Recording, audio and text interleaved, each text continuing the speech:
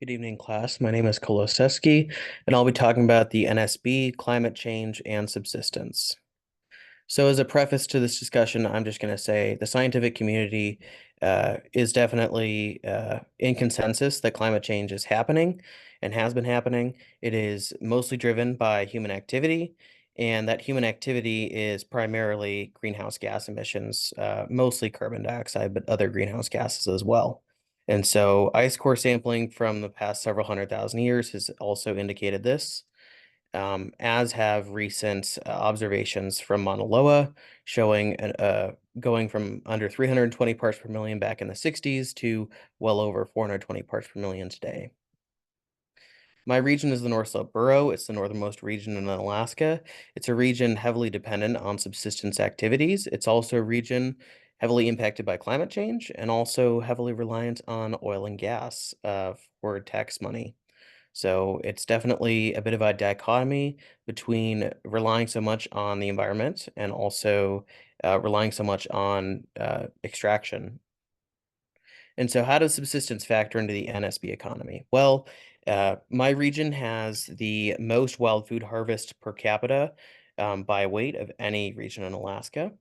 The region is overwhelmingly Alaska Native, and most of those households utilize subsistence on some level. And in three communities I looked at, Anaktuvuk Pass, Nuksut, and Point Hope, those communities are almost entirely reliant on subsistence.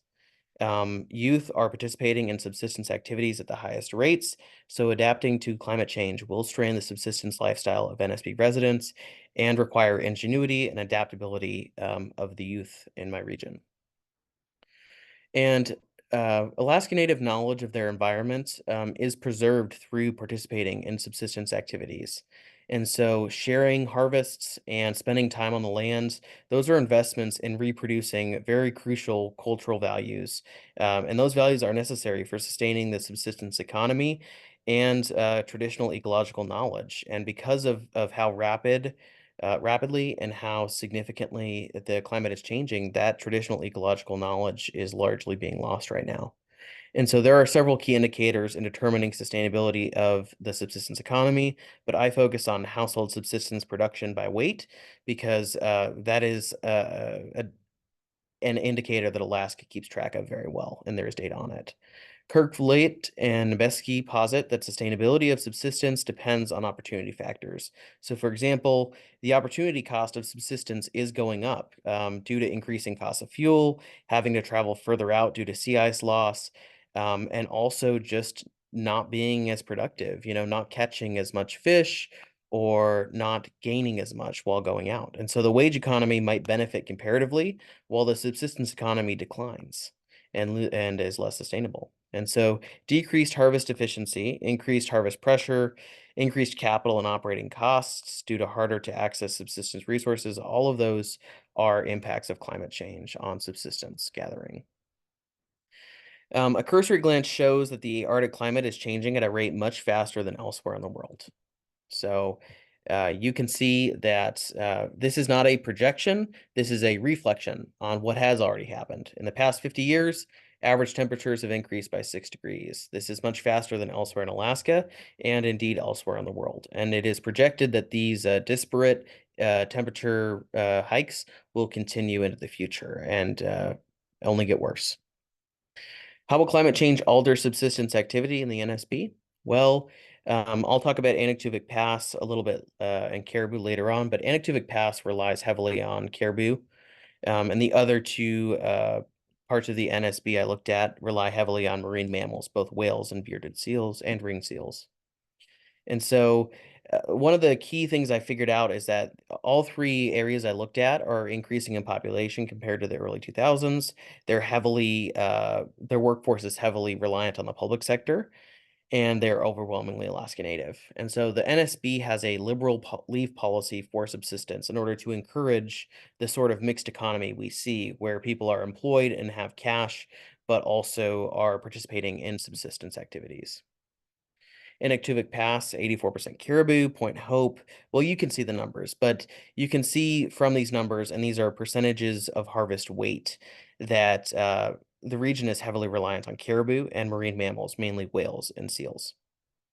Resource users traditionally do not control the resource level, but rather adapt to the fluctuating availability of fish and wildlife.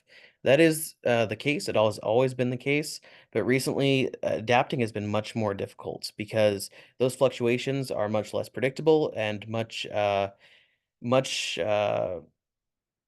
they oscillate quite a bit. And so many NSB communities have experienced a decrease in whaling, walrus, and ice eel hunting. With sea mammals, changing sea ice patterns affect the animals themselves as well as access to them by hunters. Hunters have reported sea ice changes, less sea ice coverage, worse weather, different timing of mammal migrations, and different distributions and behaviors. So the efficacy of certain hunting methods, traditional methods, is changing. Traveling on sea ice is far more dangerous than it used to be, and we've also noticed differences in some behaviors. Walruses and seals are harder to find close by to the shore, so hunters have to go further out. Some species appear anecdotally to have benefited from less sea ice. There have been increases in quality and quantity of bowhead whales, and ringed and bearded seals in the Chukchi Sea region appear to be both abundant and healthy. The same cannot be said for caribou. This is where it gets kind of rough. The Western Arctic caribou herd, it used to be the largest one in North America, but it has shrunk about 70% in the past 20 years. Caribou in that herd are generally staying further north in the fall and winter, and their migratory patterns have been changing. They've been migrating later on in the season than usual.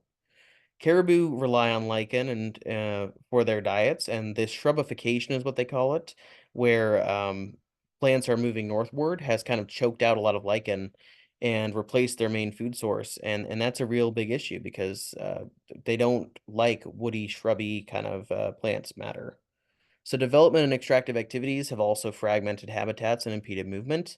Zhu describes how changes make Nuxit a potential area for more northern moose expansion due to that northward shrub movement, which they do enjoy the woody kind of shrubby plant material. But the area isn't conducive to moose because people won't be able to access them by boats. So this is quite an opportunity, right? Moose moving up northward, but hunters and subsistence gatherers won't be able to actually benefit from it much because they can't access it. So benefits to climate change, I should say, or opportunities when it comes to subsistence are not nearly enough to offset these negative impacts subsistence has. So thank you for your time. Here are my images and my works cited.